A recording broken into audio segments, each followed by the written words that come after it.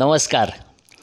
नुकतीच अयोध्येला श्रीरामाच्या मूर्तीची प्रतिष्ठापना झाली आणि सगळ्या हिंदू बांधवांचं श्रीराम जन्मभूमीच्या ठिकाणी एक भव्य राम मंदिर बनवण्याचं स्वप्न साकार होताना आपल्याला दिसतं आहे. श्रीराम ही आपल्या संपूर्ण हिंदू समाजाची आराध्य देवता आहे, दैवत आहे. तर अशा देवतेचं सतत स्मरण करत राहणं, व्रतस्थ राहणं, श्रीरामाच्या चरणी सतत लीन राहणं हे आपल्या सगळ्या हिंदू बांधवांचं एक वैशिष्ट्य राहिलेलं आहे. अशाच प्रकारची एक व्रतस्थ सेवा करणारे सदाशिव यशवंत वाळिंबे आज आपल्याबरोबर आहेत. वाळिंबे काकांनी रामायण पूर्ण हस्तलिखित स्वरूपामध्ये आपल्यासमोर आणलेलं आहे.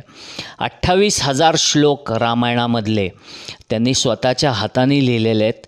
अनेक सन्मान त्यांना या सुलेखनासाठी मिळालेले आहेत. त्यांचे विविध ठिकाणी दखल घेतली गेलेली आहे, विविध संस्थांनी त्याची दखल घेतलेली आहे. तर या राम जन्मभूमीच्या पार्श्वभूमीवरती आपण थोडीशी त्यांच्याशी आज बातचीत करूया. नमस्कार काका. नमस्कार. ही रामायण तुम्ही लिहायला सुरुवात कधी केलं? 3 मे 22 साली हे रामायण लिहायला सुरुवात केलेली आहे मी.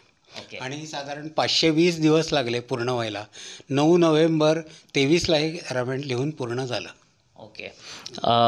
रामायणाच्या आधी देखील तुम्ही पुष्कळ ग्रंथ लिहिलेले आहेत. तर ही जी प्रेरणा आहे ही तुम्हाला पहिल्यांदा ज्ञानेश्वरीतून मिळाली असं तुम्ही मला सांगितलं होतं आधी बोलताना.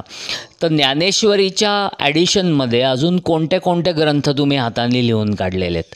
ज्ञानेश्वरी, तुकाराम गाथा, समर्थांचा दासबोध, त्यानंतर गणेश पुराण, श्रीमद भागवत कथा जी सांगतात ते श्रीमद भागवत लिहिलेलं आहे.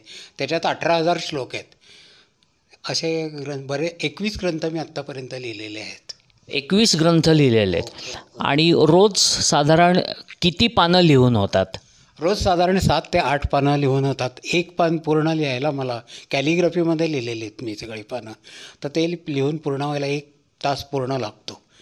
50 ते 55 मिनटं म्हणजे 1 तास जातो एक पानामध्ये.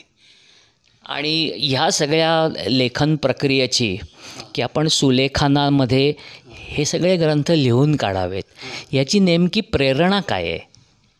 त्याची नेमकी प्रेरणा म्हणजे देहूला जे गाथा मंदिर आहे ते गाथा मंदिर पाहण्याचा मला एकदा योग आला होता. आणि तिथं छन्नी हातोड्यांनी जी गाथा त्यांनी फरशीवर कोरलेली आहे ती पाहिल्यानंतर मला त्यांच्या कष्टांचं हे झालं. आणि आफ्टर रिटायरमेंट मला भरपूर वेळ मिळणार होता. तर त्या ह्याच्यात आपण असं हे लिहिलं तर खूप सोपं काम असणार आहे असं मला वाटलं. ही प्रेरणा आहे. आणि तिथं पहिल्या क्षणी मला असं वाटलं की आपण गाथा लिहून काढावी. त्याचे 4,143 श्लोक आहेत एकूण गाथेचे. तर काही त्यातले 4 ओळीचे आहेत, काही 50-60 ओळीचे आहेत, तर काही 100 ओळींचे श्लोक आहेत ते. तर असे ते एकूण 4,143 श्लोकांचे ते गाथा मंदिर आहे. ते अतिशय भव्य दिव्य आहे. ते पाहिल्यानंतर मला अशी प्रेरणा झाली की आपण हाताने कागदावरती लिहिलं तर खूप सोपं काम असणार आहे आणि ते आपण करावं. आपल्याला मिळणाऱ्या वेळेचा सदुपयोग होईल आणि वेळ आपला खूप छान कारणे सत्संगात जाईल असं मला वाटलं. म्हणजे ह्याच्यातनं मिळणारं जे समाधान आहे ते अलौकिक आहे. आणि ते अलौकिक समाधान हीच तुमची प्रेरणा आहे असं म्हणायला काही हरकत नाही. तर हे होते सदाशिव वाळिंबे काका आणि यांनी 21 ग्रंथ सुलेखनातनं लिहून काढलेले आहेत. हे खूप मोठं काम त्यांनी आपल्या समाजाकरता केलेलं आहे. आपण सगळे समाज म्हणून त्यांचे कायमच ऋणी राहू. मी रवी पत्की, झी 24 तास, पुणे.